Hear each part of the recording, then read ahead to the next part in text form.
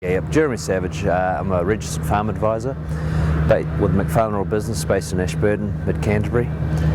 I'm a dairy farm advisor, work with farmers on the principles of dairy farming, turning grass into money and encouraging them to turn that into profitability.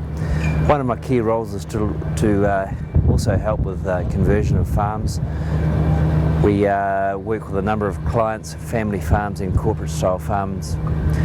Over the last few years there's been a slowdown of corporate style dairy conversions with the recession.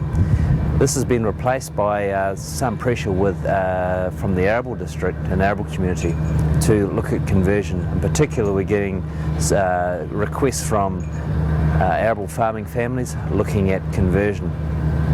The reason why they want to convert is that 180 to 200 hectare arable farm will only really provide the income for one family, two at a stretch if there's no debt. So they're looking at dairy conversion as a way of improving their profitability, and a 200 hectare dairy farm supporting 700 cows will provide enough income for up to four families. So it's a key motivation for arable farms to look at converting to dairying.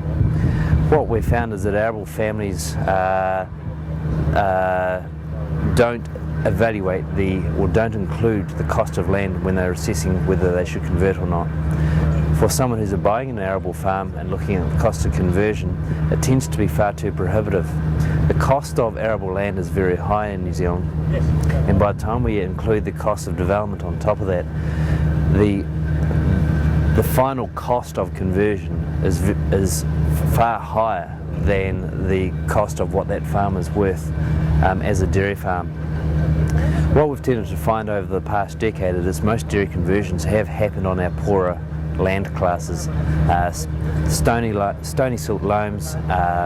They have good water available, and what we tend to find is that when we are able to irrigate hard stony country, especially with centre pivot irrigation technologies, we're able to turn around hard barren country into lush green dairy pastures. And the cost of conversion on this hard country, because we can buy the land at a reasonable price in the first place, means from a capital point of view there's no capital lost for converting marginal land.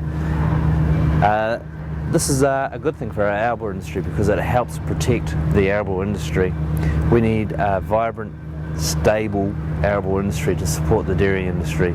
Typically a dairy farm will use 60% of its land area for dairy support. Dairy support includes cow winter grazing, heifer grazing, supply of grains and the supply of silage. So if we don't have a vibrant arable industry, and if they all convert to dairy farming, we really have a problem in the dairy industry in New Zealand. So having a good, strong arable industry is absolutely paramount for the good health of our dairy industry here in New Zealand as well.